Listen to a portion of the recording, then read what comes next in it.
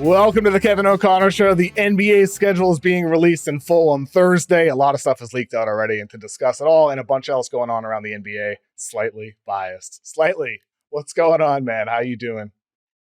I'm just doing great. Ready for some NBA schedule leak talk. The most exciting time of the offseason, some people say. I mean, it is a fun time of the offseason. You get your Mavs 24-25 veteran hat. That's true. We'll talk a little bit about the Mavericks later. They will not be on opening night. We do have the Rockets and the Thunder. Kevin Durant making his debut for Houston in OKC. Warriors and Lakers will be playing as well. NBA going to LeBron and Steph Curry. Again, no surprise there. But, dude, Rockets Thunder opening night. Big ups, credit to the NBA for doing this to Kevin Durant. I mean, this is going to be fun drama. Already got KD, making slights against OKC. I'm fired up for this one already. Yeah, this is a genius on Adam Silver and the NBA's part to do banner night. Kevin Durant, first game with Houston, and he's in the building to watch Oklahoma City raise the banner. This baby Thunder team doing what Kevin Durant's baby Thunder team couldn't do. It is fun. And it's funny, too, because, Kevin Durant's one of the most petty players in the NBA. So, this deep down at his core really gets to him. So I think it's genius, and I think it's a great opening game.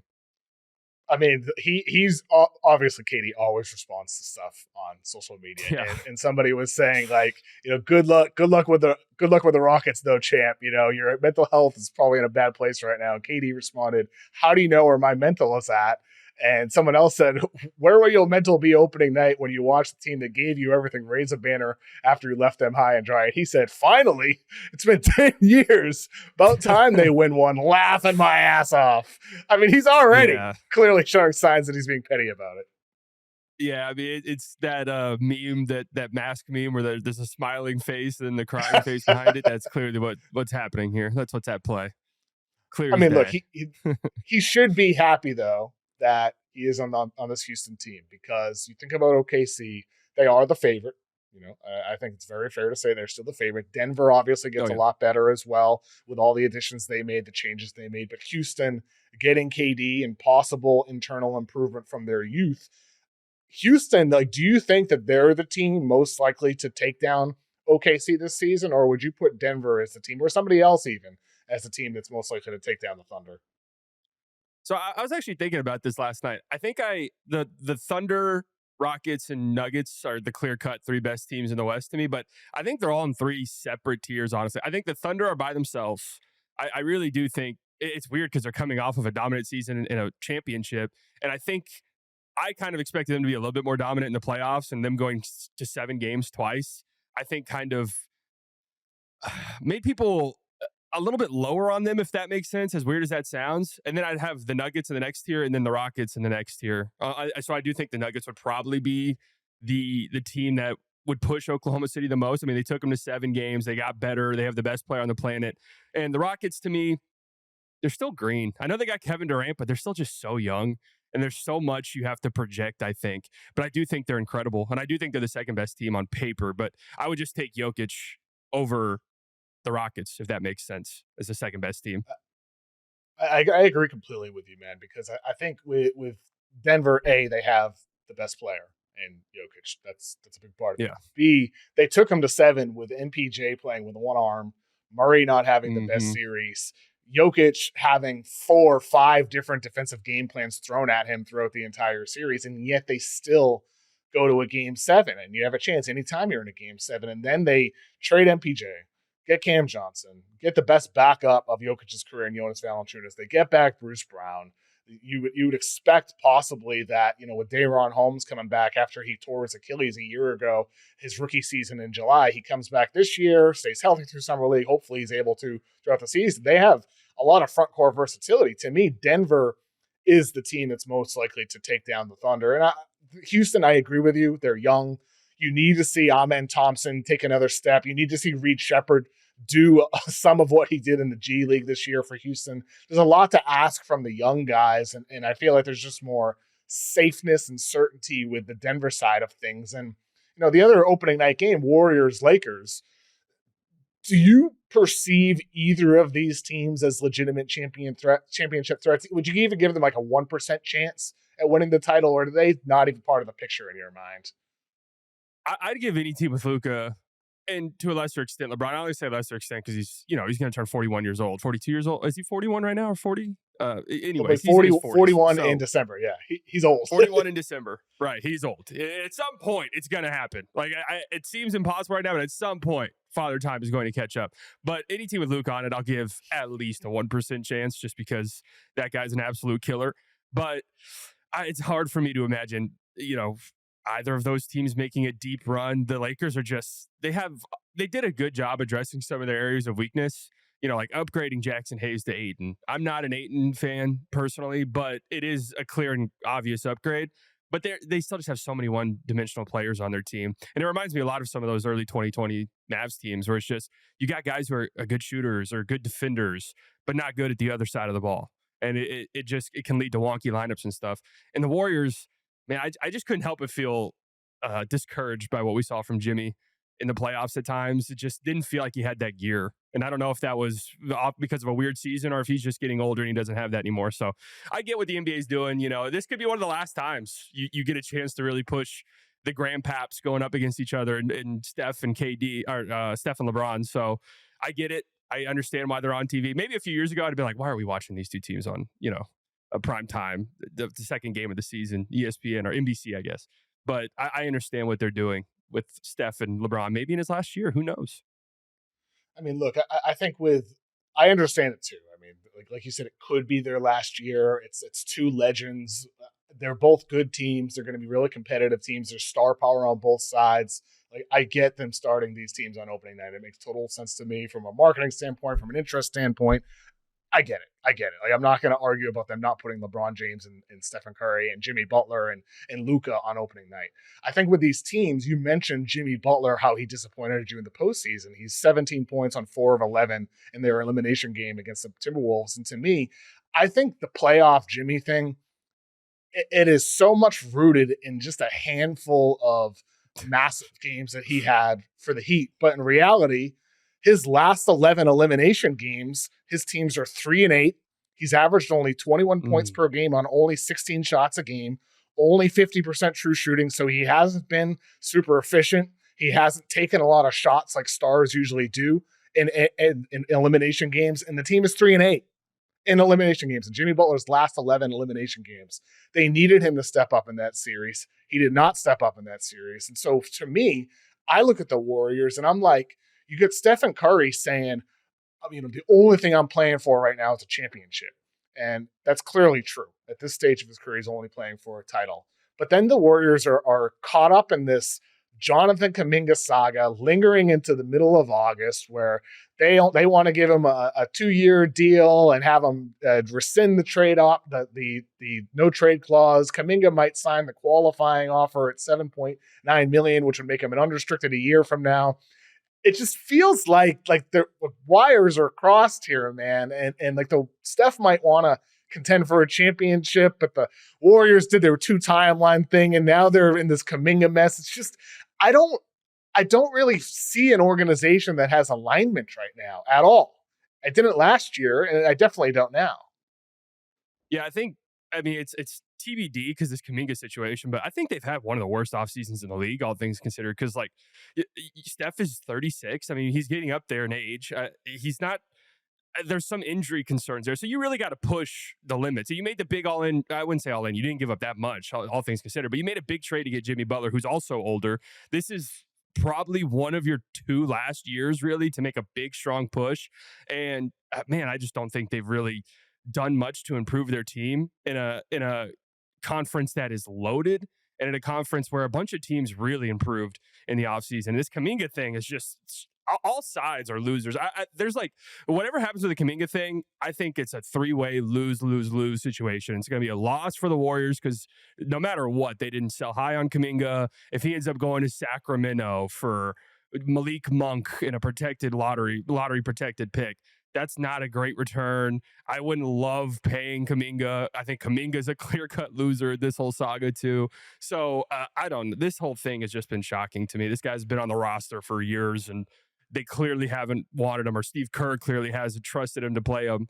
And he's just wasted away while his value just tanks. I don't understand what they've done here at all. Yeah.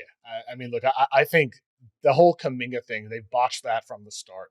Taking him, they probably should have went with Franz Wagner instead. They made multiple mistakes in that draft. Not probably. They should have taken Franz. It's easy to say in hindsight, of course, but Kuminga was always like a weird stylistic fit with the style of play that they play. Like, you're expecting a guy to completely overhaul who he has always been, going back to the high school level and then the G League level. He's always been a guy that liked the ball in his hands. The ball slowed down when it was in it. And like, it's hard for those guys to change. And clearly he still thinks of himself as that type of player rather than drafting a player to fit your system.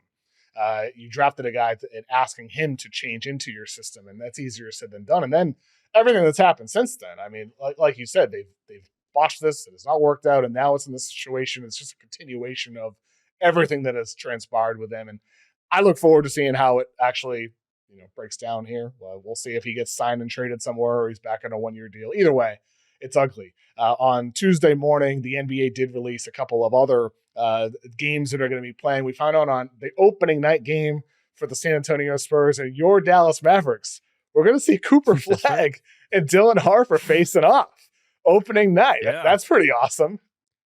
That is. I mean, this was the Mavs opening night game a year ago too. So they're clearly trying to push this a little bit. I mean, whenever I was growing up and really getting into basketball, Mavs Spurs was it was iconic. It was classic. You had Derrick, you had Tim Duncan, Tony Parker. I mean, it was great. And I'm hopeful, obviously, that Cooper Flagg turns into everything that I think he's capable of turning into. I think Dylan Harper's going to be incredible too. I thought he looked awesome in the few summer league games he played, but I think he's going to be great. He might take a little bit more time just because of the shooting and just that log jam backcourt situation that they have currently. But yeah, I mean, this could be back to the Spurs Mavs rivalry of old that we thought we would get with Luka and Wemby, but we might get it with Flagg and Wemby and Harper and older AD. But I'm excited. I think this is a good opening night matchup for both these teams.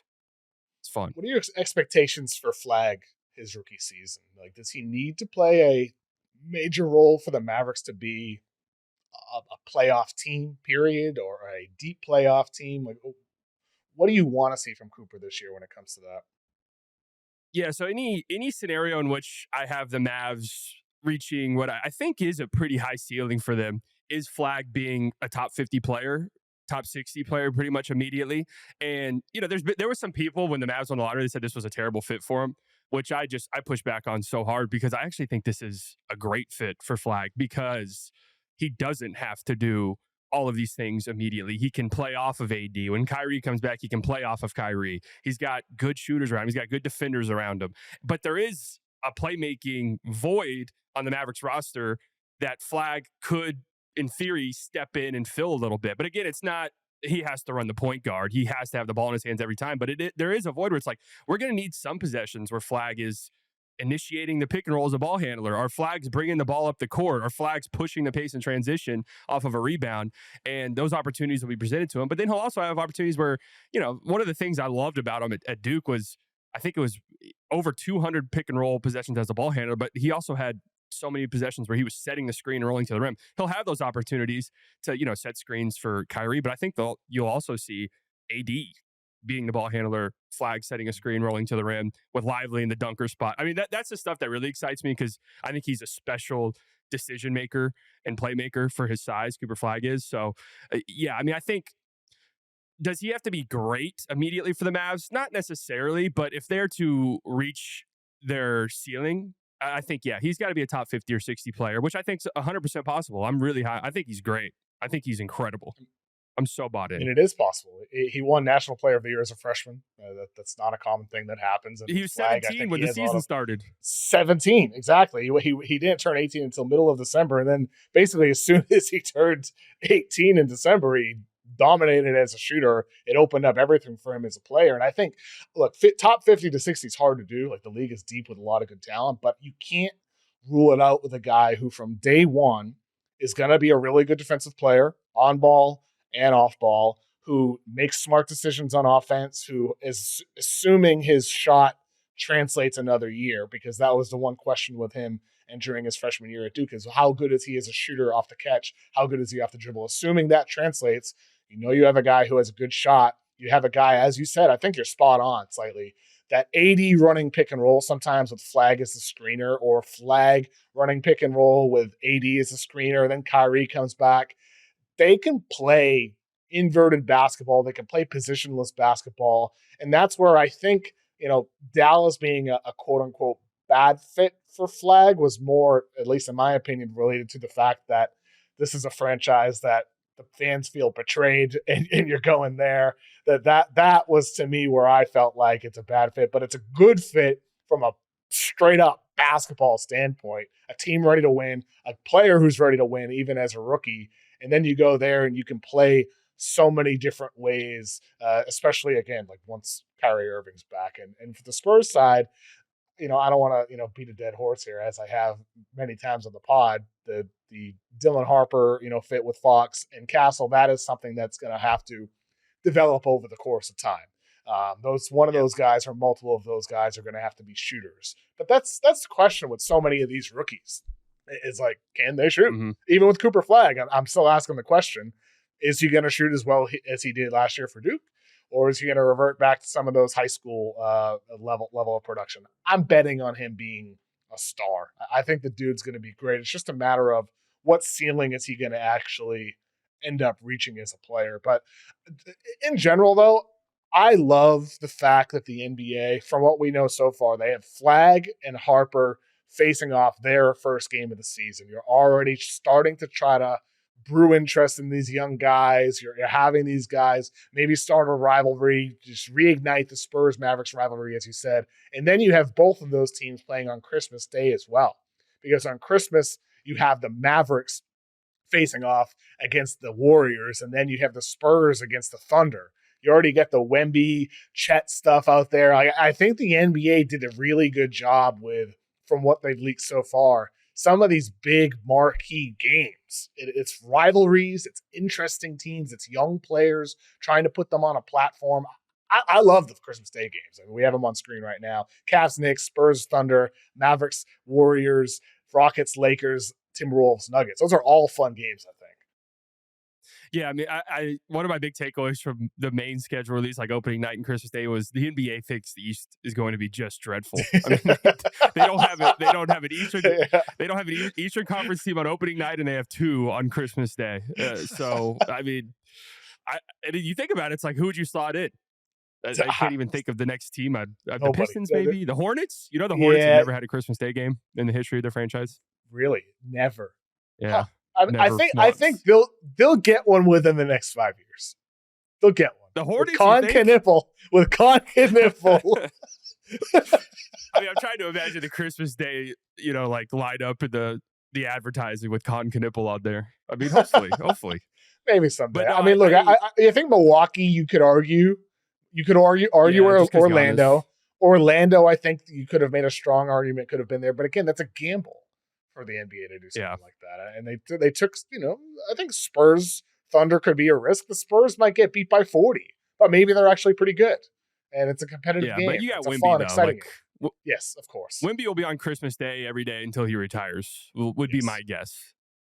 Same with Luka. Same with, I am surprised, I have to say, as a Mavs fan, I thought maybe we'd get Mavs Lakers on Christmas Day, but I get why they don't do that, because that's a break in case of emergency type thing. Like that game will do gangbusters no matter what day it's on. So why put that on Christmas Day?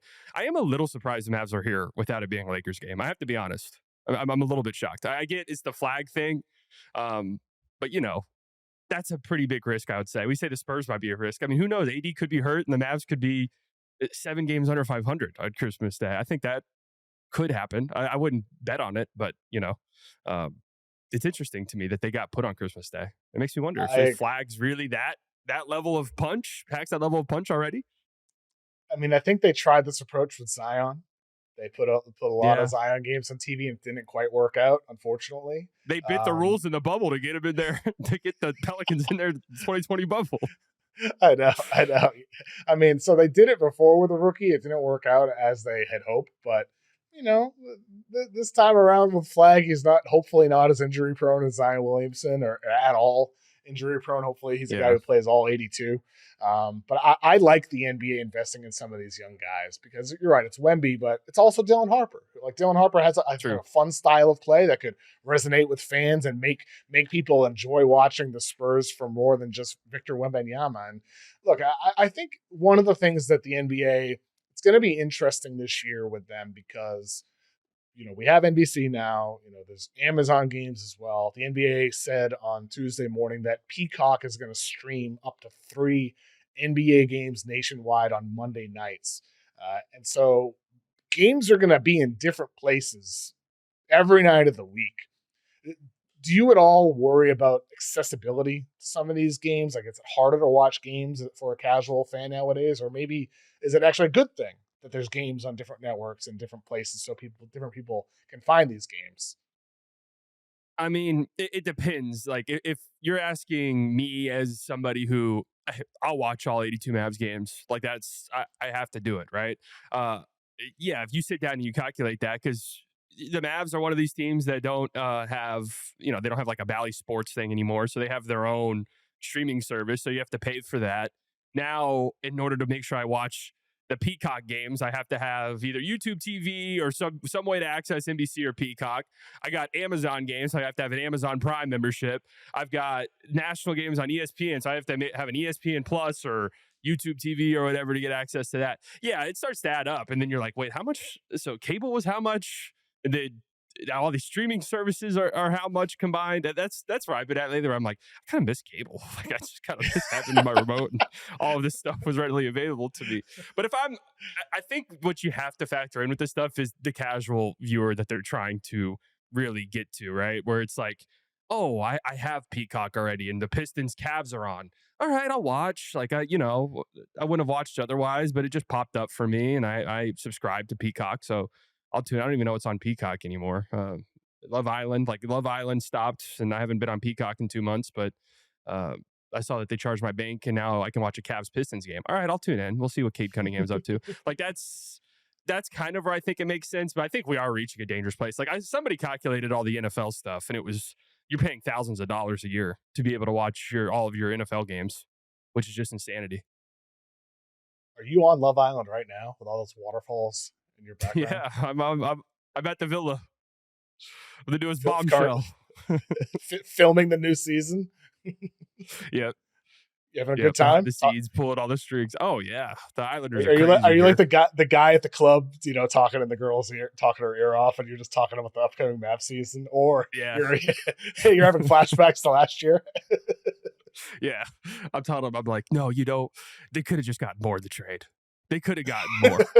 They should have held a huge auction for him. They could have, should have. Nico, let's play a little game here because I want to throw some things at you. I got listeners to send a bunch of takes and thoughts on the off season and the upcoming season, and to play into you being slightly biased.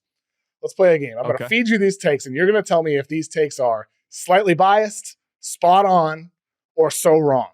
So that's the game. All right. I'm going to feed you these takes and start off with an email from John. He said Devin Booker will lead the Suns to the playoffs. Is he being slightly biased, spot on, or so wrong? Slightly biased for sure. I mean, I'm assuming this is a Suns fan. I can't. Yes. I think the Suns will probably be a bottom 3 team in the Western Conference. I don't see how their roster will be competitive in this West unless everybody gets injured and it's like a few years ago where the Kings were the 3 seed. You're like, what just happened? And then you looked and the 3 seed won 46 games and everybody was dead. Like, I think I don't like their team. I don't like what the Suns have done at all. I don't like what they've done with Matt Ishbia. I think it's one of the worst cases of new owner syndrome we've ever seen. And they're in a rough spot moving forward. Because I think Malwatch, I like him. I think the NBA will be an adjustment period for him based off of some of the stuff. I'm not like a big college person or like a tape studier for draft prospects, but just from some of the stuff I saw, I envision the NBA being kind of a learning curve for him. And Mark Williams, I did like that pickup. It was kind of low key, but how many games can you expect out of him? I've been a little concerned with D-Book too. I have to be honest with you. The last couple years, Why is this? It's just I've just perked up a little bit. There was times where I thought for sure Devin Booker was like the 7th or 8th best player in the NBA. I think he's probably closer to 20 now than he is that. And you just extended him at that $75 million a year that doesn't kick in until he's 32 years old. I know that's down the line and not next season, but yeah, I want to believe in Book because I do really like him as a player. I love the way he plays. I love how hard and competitive he is. But man, him leading a team to the Western Conference playoffs, a team that's just not good, in my opinion, roster wise, would be quite the achievement. And I just don't see it. I think it's so wrong. I wouldn't even say slightly biased. I just don't see the possibility of, unless they're like the 10 seed or the 11 and they win both playing games. Like I don't see the vision there. And if I'm Phoenix, like to me, all the young guys they have, they get Rasheer Fleming and Kobe Bray on top of Kaman Malawatch. To me, like if I'm a Suns fan, I'm watching this game trying to feel better about what the team's going to look like 2-3 years from now around Book. Right. Like feeling promise around him. Like I used to call the Suns the bright future Suns when they were bad, and then they became good. And then it was the bleak future Suns when things didn't go well post KD acquisition. But I think I want to feel like this team has a bright future again. I'm almost not even concerned about them making the postseason this year. I just don't see it happening. Another email from Jim. He said, Lonzo Ball to the Cavaliers is the best under the radar acquisition of the season, and he is a Cavaliers fan. Okay, I would say I'd say slightly biased because I don't know if I would say best, but I do really like the move for them quite a bit. I mean, Lonzo, I think it's a total of like 70 something games over the last 4 years. So obviously that's the big concern. They're not paying him a ton of money. They didn't give up a lot. I mean, Isaac Okoro was basically it was time to get off of that. That was an experiment that wasn't working out. And I don't think Okoro's terrible or anything, but just for the makeup of this team, right? They needed something a little bit more. And Lonzo, if he plays, is one of the best perimeter defenders in the entire NBA and has just been an incredibly impactful defender every single year of his career. And he does, he has more juice offensively than I think people realize. And can he tap into that? Will he be healthy enough? I don't know. But if he is healthy for them, I view it. Look at how good Ty Jerome was for them. And Ty Jerome fell off a little bit in the playoffs, but he's a big reason why they won so many games last year was how good Ty Jerome was off the bench. I think Lonzo plays a different style, but could have that same impact as somebody who comes off the bench. But then if I look towards the playoffs and he's healthy, I think that raises their ceiling a lot. If you can get hit, 20 minutes or so a night from a guy like that off the bench, especially with their backcourt concerns defensively. I think it's a great pickup. And I do think it's very under the radar. Like, it's one of those things where could he swing a playoff game or something? And we're left like, wow, they got Lonzo for Isaac Okoro, like similar to the Caruso trade, like a lesser version of it. For sure. I mean, I think the injury concerns, as you mentioned, and the lack of durability in recent years, that's why it's slightly biased, not spot on with Lonzo. Right. Like, I hope is that he can help change the complexion of the team. The ability to play fast, up and down, the energy he brings to the floor, especially prior to the injury that year when it was him and Caruso and the Bulls. Like, those dudes were awesome to watch on defense. I hope he can bring some of that energy to the Cavaliers, up and down on the floor. But we'll see how the things change. It's not going to just be Lonzo Ball playing 20 minutes per game that changes that. It's going to have to be something to have to do with Garland and Mitchell and Mobley and Allen, the key guys on that team. Over on Threads, I made a post asking people for their responses. Chris said, Victor Wembanyama wins Defensive Player of the Year and MVP. Is that slightly biased, spot on, or so wrong? I'd go slightly biased just because MVP is pushing it maybe a little bit. But Defensive Player of the Year, I mean, oh yeah, if he's healthy, he's winning that. I don't remember what the odds were. The odds were insane. He was just such an overwhelming favorite whenever he was healthy that it just feels like if you're going to get 65 games from Wemby, he's going to win Defensive Player of the Year every single season.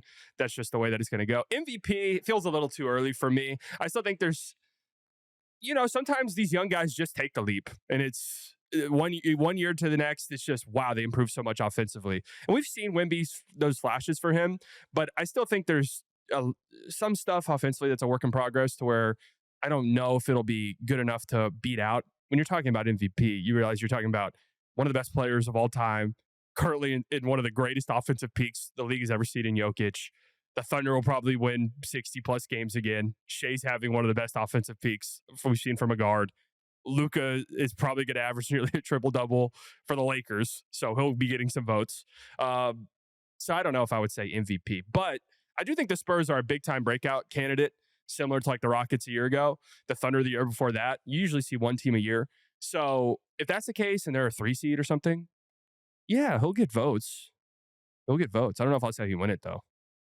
Yeah, I'd say slightly biased. Slightly biased is what I'd say here, too, because Defensive Player of the Year, yes, I do think that feels like a strong favorite for him. But offensively, as you said, we know he's an elite finisher at the basket. We know he's a great shooter. We know he's super talented, but only 31% on dribble jumpers last season. He is not a great isolation scorer yet, efficiency-wise. Shot only 33 out of ISOs last year. Shot only, I just think with Victor, the ISO scoring, the lack of on-ball creation with him, that's going to put him behind Luka, behind Jokic, behind these guys that we're talking about that are literally either former MVPs or former All-NBA guys. With Victor, it's just probably a year too soon unless suddenly it happens, which, you can't rule that out, which is why I would say only slightly biased here and not so wrong, because that's the way it goes with some of these guys. Sometimes it just clicks immediately. And for the Spurs, I think with their roster construction slightly, you traded for Fox, you drafted Dylan Harper, you already have Stephon Castle, last year's lottery pick. I can't imagine that Mitch Johnson is going to put the ball in Wemby's hands and let him be the point guard. I just don't think the roster construction means that we're going to see that from Victor all of a sudden overnight. Yeah. I mean, the MVP case is, one, he was training with Chinese monks, and now he's training with Kevin Garnett. So I'm in on that. That would be an incredible storyline if he were to turn into the MVP. But is his defense so impactful? Is it like one of the best defensive seasons we've ever seen? And then the offense takes a step. That would be the argument, right? Because he's not going to average the Jokic numbers, the Shea numbers, the Luka numbers. If he does, then it is game over for the league, right? But could we get an uptick in efficiency? And like you said, I mean, he's going to be playing off ball a lot more. So that could help out with his efficiency and stuff like that. But just the defense is so impactful. That would be the MVP argument. And I don't know, like, when was the last time we saw an MVP like that? It's just the game's so offensive driven now. I don't see it yet. This I don't quite see it yet. I think one more year from now. Originally, I think before his rookie season, I said that this would be the MVP season. I think that was 1 year premature. Yeah. Next year, well, I'd say will be the MVP season. From A4 Shaw, he asked or said, Nikola Topic is not only going to be the Rookie of the Year winner, but a Sixth Man of the Year finalist. Is that slightly biased, spot on, or so wrong? Well, I want to say so wrong because my guy Cooper Flagg is going to win it. But I will say slightly biased because I do really like Topic. And I'd throw him in big contender for Rookie of the Year and Sixth Man of the Year. Absolutely. I have a stance on the Rookie of the Year stuff that I think you should be first year in the league, personally. Because I think agree. you get such I'm with you. With you. You get a whole year of strength and conditioning and training. Yeah, it's crazy. I don't think that should be counted personally, but I understand. But I think Topic is going to, I was actually looking at the Thunder roster yesterday, and obviously they didn't do much in the offseason really, besides pay their guys. But I looked at Topic, I was like, man, if he pans out, is that, I don't know, you're more plugged in with the draft stuff than me, but I think he would have been a top 5 pick a couple years ago if he didn't tear his ACL. So he's just a walking paint touch and a really smart player that just does Thunder things offensively that, I think he's going to be really good. And he kind of fits exactly what this Thunder team desperately needed at times. It's hard to say desperate because they won so many games, won the finals, but there were instances where it was, especially bench production, where it was like, they just need another ball handler to like really take some pressure off of Shea. And this is a guy who, again, a walking paint touch, really good playmaker. I'm really interested to see what he's going to do. Because if he's having the season this guy thinks, Rookie of the Year, Sixth Man of the Year, oh, man. I mean, I don't know how you could beat this Thunder team, to be honest with you. I really don't. I know. Because there's like little things you look at OKC, you could say, well, Jalen Williams, the J-Dub, not, or sorry, I should say J Will, the backup center. you could do a little bit better than him. You could do a little bit better in the ball handling creation department behind J-Dub and SGA. And that's where Topic comes in, where like you said, he does thundery things, great decision maker, gets into the paint at will. With Topic, he shot 5 of 24 from 3 in summer league, small sample size, but it's a continuation of some of the 3-point struggles he had pre-draft. If the shot, at least off the catch, is a threat, and he took a lot of those off the dribble in summer league, he's going to get minutes in the rotation. He's going to get probably heavy minutes in the rotation if he has the shot. If he doesn't, I do think it becomes a little bit more challenging to get him opportunities on the floor. But on paper, I do think he's a contender for Rookie of the Year. I don't think he's going to win it. I would take Cooper Flagg pretty easily right now as Rookie of the Year. But you can't rule out Topic if he ends up getting more opportunities and more minutes, perhaps, than people might expect. All right, next thing here from Evan on Threads. He said, if everything breaks right for Orlando, Paolo Banchero is going to be in the top 5 for the MVP. Yeah, I mean, my initial gut reaction was that this is slightly biased, but since he prefaced it by saying if everything breaks right, I would say absolutely spot on. I mean, the Magic are a team that you think about what, Cade kind of had this big breakout year last year. If you watched any of the Pistons during the years before, it was really ugly. Their team was terrible, but you saw all those flashes with Cade. The other problem was they didn't have any shooters on the floor, and Cade was a guy who kind of needed to operate in space a little bit. Paolo's pretty similar, and now you go out and you get Desmond Bane. You're making a real effort to space the floor and add shooting. And I think similar to what you saw from Cade last year, that finally these things just all fell into place and clicked, and he had that big breakout that we knew he was capable of. I think you'll probably see something very similar from Paolo. And if the Magic end up being the 3 seed, which is 100% possible, I think Paolo will be at the forefront of that. And finishing top 5, why not? I mean, you just have to finish 5th. Could Paolo be a first-team All-NBA guy, basically? Sure. I think that's possible with his skill set and his scoring ability. I think slightly biased here is where I'd go. Wouldn't rule it out, but I do feel like it's banking too much on a full season of what he did in the playoffs, which was awesome. Banchero was unbelievable in the playoffs for the Mavericks. Yeah. He showed everything that you would want a young star to show in the playoffs, but you're asking him to do that over the full season. I think it's a bit much, unless the leap has happened and he shoots efficiently and carries everything over that he did in the playoffs. But I think slightly biased here for this Magic take is where I'd lean. But I do think, for Orlando's roster has everything you want defensively. They have different areas of creation, different sources of creation. They've added shooters. They added Desmond Bane. I like what they did in the draft. So for Orlando, the roster makes sense. But to me, this team's upside, like this take here, does hit on what needs to happen for Orlando to actually be a contender. They're not going to be like an 0-4 Pistons, I don't think. They need Banchero and or Wagner to actually take a leap, actually become top 15, top 10 players in the league. I think Wagner has top 20 upside. I think Banchero has higher upside than Wagner. So they need these guys actually to take that leap. And if that happens, then sure, Orlando can make a deep run and Banchero will be first or second team All-NBA. But I just don't feel full confidence yet in seeing Banchero take that leap until it actually happens. But overall, though, like the Magic are going to be a fun team. And like we talked earlier about the scheduling, I'm a little bit surprised so far of all the stuff that's leaked. There's been nothing with the Magic. This young, fun team with young stars, nothing's been out there with Orlando yet. If I'm a Magic fan, I'm like, what the hell? What about us?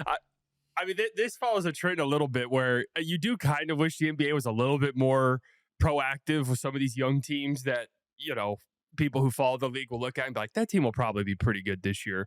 But they're just, you understand why they don't do it, especially if I'm a schedule maker or I'm looking at teams I want to put in a primetime spots. And I look at them like, Paolo missed, 50 games last year, and so did Franz. Like, if something like that were to happen again, God forbid, we have just the Desmond Bane-led Orlando Magic on a island game. Like, that's not something that we're really hopeful for. So I understand it, but I mean, on paper, this team should be good. And Jamal Mosley's my guy. I love him for He was always one of the better, more respected assistant coaches on the Mavs. But this is a pretty big year. I think his seat's probably pretty hot because if they have another letdown year, I don't know. It might be time to start looking at some changes, some serious ones. I would agree there. And speaking about hot seats, I think you could say the same thing about Doc Rivers and the Bucks. There's going to be pressure there after all their offseason changes. And not a serious person said on Threads that he thinks the Bucks finish as a top 3 or 4 team in the Eastern Conference. What do you think? Well, I would say slightly biased because when you look at the East, it's like, well, somebody's got to finish third, right? If you just assume the Cavs and the Knicks are the clear-cut 2 best teams in that conference, then it's, well, somebody has to slot in here. And when you have Giannis, who it's really sad to me that this Bucks team has been what they've been the last few years because it's really sort of, I think, taken away from how incredible Giannis has been over the last few years. I mean, he's playing some of the best basketball he's ever played currently. So I think when you have a guy like that on your team, yeah, you could always, I don't know, what would it take to be the 3 or 4 seed this year in the East? 47 wins? Like, is that around what you would need? That a Giannis-led team could get there easily. But yeah, I think I'm a little bit higher on the Bucks than some people. I think it's the Cavs or Knicks conference to lose. But in terms of being a top 4 seed and having home court in a series, for sure, I think the Bucks could do that. I don't see why they couldn't. I don't either. I think it's a real possibility, and I think the biggest question we for me with this Bucks team back.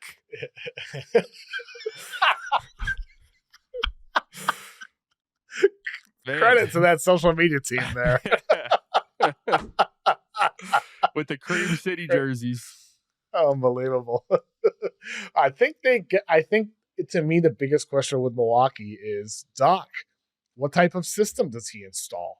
What does this team look like? Where on paper you look at the roster, it's like, okay, this team should play up and down. They should play fast, play with tempo.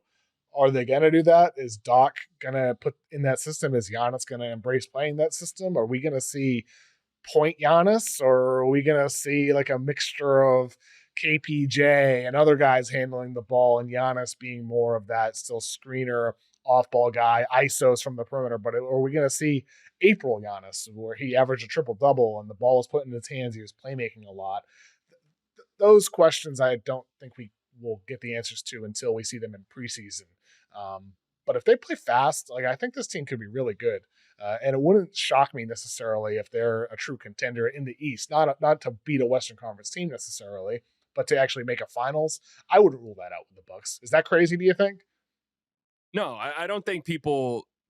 I mean, the East feels really, really wide open. Like, I do think the Cavs and Knicks, on paper, clear-cut 2 best teams. Well, the Cavs have had this playoff, these playoff woes over the last 2 years, and the Knicks have their own set of concerns. I do think they're a really great roster, right? I don't have too many problems with the Knicks, but yeah, I think there's a pathway for one of these teams like Detroit to take another step forward.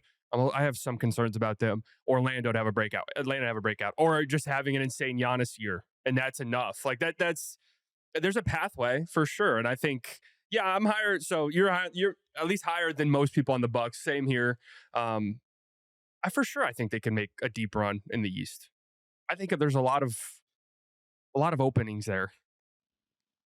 From Zach Campbell, related to the Eastern Conference here being wide open. He says Jayson Tatum comes back in March and the Celtics find themselves in the Eastern Conference Finals. Is that slightly biased, spot on, or so wrong? So wrong. I don't think the Celtics will even be trying to win games in March. I've looked at a couple of days ago. I was looking at their roster, and this was after the Chris Boucher move. But I was looking at their team, and I'm like, is there a reason this team's not going to be dreadful? I mean, I'm trying to really, in my brain, think about a reason why this team won't be trying to purposefully lose games after the trade deadline, because obviously you're not going to have Tatum, and he looks good. It looks like he's recovering well, but there's really no reason for them to push Tatum back super early coming off an Achilles tear in a season like this that you're already kind of chalking up. But my Lord, the front court depth that they've lost is insane. I mean, they literally lost pretty much every playable front court player that they had on their team. And now you're looking at, I mean, Chris Boucher, their starting 5. Is that what they're going to do? Or are they going to go Kita? Like, I think this team is probably going to be much worse than even some of the people who are low on the team think it'll be. And I'm looking at a full season of Jaylen Brown as your number one player. Are we like fully processing what that could look like? Well, I mean, look, I think on the Tatum side of things, he's going to do everything possible to return because he's like idolizes Kobe.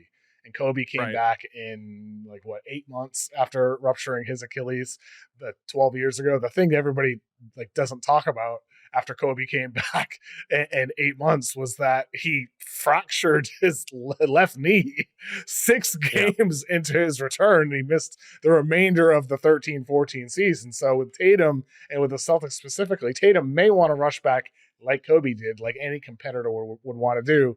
But the Celtics need to think about him and their best interest and his best interest long term. I think that Boston is going to be happy to be in the lottery. And ultimately, the bullish case for Boston in terms of winning and competing next year is, of course, Tatum returning. But it is Jaylen Brown being not only really good, but it's Derrick White, I think, taking a leap. And I streamed on Twitch the other day, and Z in the chat said Derrick White will get a bigger role and make the all-star team in third-team All-NBA. I think this is crazy. I think it's so wrong. He is not going to be an All-NBA guy. Like all-star replacement in the East, I mean, I don't know. Anybody could be an all-star in the East. I wouldn't rule that out. But third-team All-NBA all-star game. I know it's not. I'm not ruling that out. But third-team All-NBA, no. But ultimately, this is the bullish case for Boston. It's Brown being even better. It's Derrick White getting better. It's Pritchard being a 18-point-per-game guy as with a heavier role on offense. Like there is a bold case for Boston, I do think. So I think the thing with Derrick White, and it is different whenever you have maybe one game or 2 or 3 game stretches where it's like, all right, Derrick White's going to have a bigger role because this guy's out versus an entire season. Part of, there are people who made like Derrick White fringe all-star cases over the last few years, but that's because he's so good in his role playing off of Tatum, playing off of Jaylen Brown that I don't know. He's 31 years old. It's not like he's a 24-year-old and you're projecting all of these things. I really love Derrick White as a player, but it's more of a complimentary, perfect type of glue guy that any team would want versus a guy who could step up and be the Robin and score 20 points a game. I mean, isn't that like a prerequisite to make the All-Star game? I don't know. I'm not high on the Celtics really. And like you said, I think this is a perfect season for them to just be like, oh man, Jaylen Brown tweaked his ankle February 20th. We're just going to take it easy and shut him down the rest of the season, and see what we can do in the lottery. That's the best it's a perfect case. year for that. Yeah. Yes. I know, that's why it's literally the best case. Them being an 8 seed is just like, what's, with their salary limitations. I mean, aren't they still over the second apron despite all the stuff they've done? They are insane. Still. Exactly. That's insane how that's even possible. I know. So, I mean, look, I think if you're a Celtics fan, I want to be in the lottery. We just saw your Mavericks move up from the 11th odds to get the number 1 pick. That's right. You don't have to be bold, baby. Yes. You don't have to be a 17 win team to win the lottery. Yeah. You can be a 30 or even 41 win. 41 wins probably gets you in the playoffs in the East. 32 win team, you can be in the lottery and move up. So like this year, I don't know how much you've looked at the 26 draft class, but AJ DiBanza going to BYU, Cam Boozer at Duke, Darren Peterson at Kansas, among others that are going to be in contention for the top 4 spots. But those 3 in particular are all in contention for number 1. Like there could be 3 Cooper Flags next year is what it could be like. And I know people say that a lot of years, but this year, legitimately, that 26 draft class looks pretty crazy good. I wonder if with the Mavs moving up, and we've seen, teams move up, the Spurs moved up a little bit. If teams get to March and start thinking to themselves, God, would it be better for us if we just had the 10th pick versus making a real push for the play-in and winning the play-in tournament? Would it be better for us just to have this 6-7% chance to jump into the top 4 versus, if I'm in the West, being the 8 seed and getting curb stomped by the Thunder in 4 games? I do wonder. I wonder when will it happen, and I think it'll happen at some point, that a team tanks a play-in game. I think it'll happen eventually. I'm wondering when that year will come where a team will be like, we don't want to make the playoffs. We don't want to be in there. in the year you guys got lively, there's a little bit of we'd rather be in the lottery than we would rather be in the playoffs. So I do think this year in particular, considering it's not just one guy up top, like if you're the 11th seed, you get or the 11th spot in the lottery, you have a 9.4% chance of getting into the top 4. If you are the 8th worst record, you have a 26.3% chance. So about a quarter percent chance you're going to end up with one of those guys that are going to be highly sought after every year. Fans are going to be drooling for those guys all season long. So I do think this could be the year we see some of that kind of tanking from the middle towards the back end of the lottery, in part because of what we've seen. It's because it's not just Dallas. I forget what number odds the Pelicans had back in 19 when they won Zion, but I think they had like the 8th or 9th worst record that year. And that was like, oh, these flattened odds really show how much things have changed. So we've seen pretty much every year a team like between the 7 to 11 spot move into the top 4. 11 to 1 is a bit more extreme, but ultimately I do think that because of the flattened odds, it may have curved a little bit of like the horrific teams, like process Sixers type of teams where you win 9 games, 12 games or whatever, but it has not got rid of tanking in the middle. There's still plenty of teams that just want to be bad. It's just not 12 wins bad. They'll be 28 wins bad. And so like no matter what you do, as long as there's incentive to move up in the lottery, teams are going to try to lose purposely. And there's a lot of teams in the West this year, I think you could argue, would be better off in the lottery than in the postseason. So yeah, like we talked about Phoenix earlier, like not that they have their pick, but like teams like that, Memphis last year, I was pissed off. Like Grizzlies fans are like, well, yeah, we made it. It's like, no, you should be disappointed that they made the playoffs. You're going to get crushed. I mean, that's how I felt in the play-in games with the Mavs, where it was like, whoever wins these is going to get derailed by the Thunder. Like, there's just not an argument to be made. And Mavs fans would push back and be like, well, the Mavs own the Thunder. It is bizarre. I don't know. The Mavs won 3-1 against the Thunder. The 3 games they won last year, they didn't have Luka. So I don't know. They do, I guess, kind of own them. But, I mean, yeah, I guess it would depend on your situation because let's say the Mavs had a chance to be the 8th seed this upcoming year. I think I would want that just to get Flagg, some playoff experience and stuff like that. The Mavs already kind of have their guy in theory in Flagg. But if you're a team, like the Kings, where it's like, yeah, we would much rather have this opportunity to jump a few spots and land one of these top 4 guys. It makes sense for us to want to lose this game. Yeah, I think for a lot of those teams, like the Pelicans as well, I mentioned them earlier. Ish said in chat that Joe Dumars will win Executive of the Year. That's so wrong. That's so wrong, right? Don't give me anything else. That's so wrong. Yeah, it's like the basketball version of the Razzies, maybe, where they just give out the worst awards. I don't see a pathway for this. There's no chance. Yeah, I don't even see a pathway. Maybe Jordan Poole. What needs to happen? Jordan Poole, 6th man of the year, Queen Rookie of the Year. Like that would have to be it. Where it's just they nailed it. And Zion plays 80 plus games, and he's a top 5 MVP guy. That would have to be what happens for Joe Dumars to have any chance. So I don't see that one happening. You mentioned the Kings. I tweeted the other day: are the Kings secretly trying to tank? And this was in response to how Tim McMahon over at ESPN said the Kings are the favorites to land Russell Westbrook. We also know they have interest in Jonathan Kuminga. I just don't know what the hell are they trying to do. What are the Kings trying to do here? So I think the statement would be, it's slightly biased, spot on, or so wrong to say that the Kings are trying to tank right now. I would say spot on. Not that their roster is bad enough to tank, really. They're not the Utah Jazz level. But I think if a team were to call them right now and say, hey, we want Sabonis, and maybe we'll pay you 70 cents on the dollar, I think they'd probably do it. If a team called and would give them anything for DeRozan, I think they'd do it. If a team called and would give them anything for LaVine, they would do it. So I do think there's willingness there, but I don't think there's a market really for any of those guys. So now you just have this really bizarre roster. And I'm not a big Kuminga guy personally, but I like a team like Sacramento going after a guy like that because you just need an influx of young talent and stuff. But yeah, I have no clue. The Schroeder signing for them, I just like because I like Dennis Schroeder as a player. right? It's like at the top end of what I would feel comfortable paying him. So I don't think they got him at like a value or anything like that. But the reporting then at the time was that there was maybe a sign and trade with Malik Monk for Schroeder. That didn't pan out. But now they're willing to give up Malik Monk for Jonathan Kuminga and then bring in Russ to replace him. I don't understand that. I'm left wondering, do the Kings know that you have to shoot threes in the NBA to win? Because I'm looking at the roster right now even, and I'm like, who's shooting threes for this team?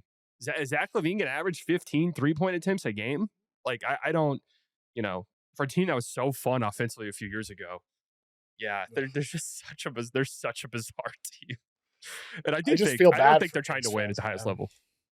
Yeah, me too. Well, clearly not. Just like for Kings fans, a few years ago, the Light the Beam Kings, they were a fun team, fast tempo, ball movement, Sabonis at the elbows, Fox, speeding down the floor, high pick and roll. Like, it was just a fun team.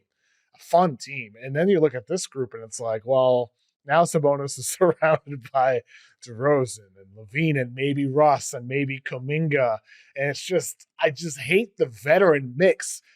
And you juxtapose that against their youth.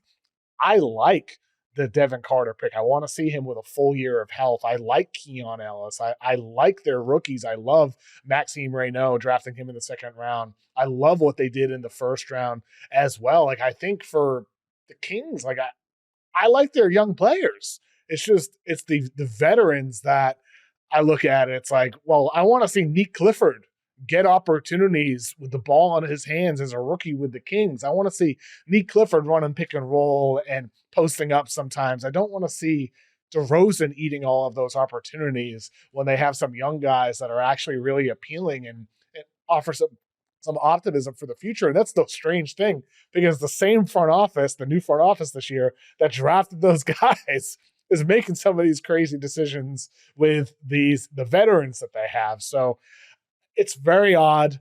I don't know if they're actually trying to tank. I think with these veteran additions, Vivek, their owner, has always wanted to compete and be in the playoffs. I think they're trying to be competitive. It's just this mismatch of the players is just not going to work. And I would hope at some point they trade some of these guys and then it becomes, they not so secretly are trying to tank, but very clearly they're trying to tank out of the playoffs. So that's what I hope it becomes for the Kings. Oh, man, I respect DeMar DeRozan so much because I love his game. I think he's one of the most skilled players the league's ever seen. But I was just thinking about it when you were talking about their vets. And I'm like, does their team just look and feel 10 times better if just DeRozan is gone? And I think the answer is yes. And that makes me sad to say because, again, I respect his game so much, but it's just he's just such a weird player in today's NBA, to have a team built around, especially when you already have Sabonis operates best, like you said, at the elbow. Then you have DeRozan. And then it's so clunky and awkward. I don't know. I mean, I called it whenever that transaction happened, where it's like this fun and exciting thing for the Kings to get a guy the profile of DeRozan, right? For Kings fans, to get a guy like that, a guy who wanted to go to Sacramento. But you looked at it and it was like, this is just such a weird fit that I don't see how it could work in today's NBA. And it has it. And God, they're such a bizarre team. I mean, they are one of the strangest constructed teams in the league. Very much so. That's for sure. New Orleans is, Sacramento is, some of these teams in the West. You have all these elite teams in the West, and then these like, what the hell is going on with this front office and this team in the Western Conference as well? Slightly. Appreciate you joining me today, man. This is a lot of fun. Where can people find your stuff? Yeah, thanks for having me on. YouTube.com/slightlybiased and Twitter @biasslightly. That's where I'm at. Slightly. Appreciate you joining me today, man. Have a good day. Thank you. You too.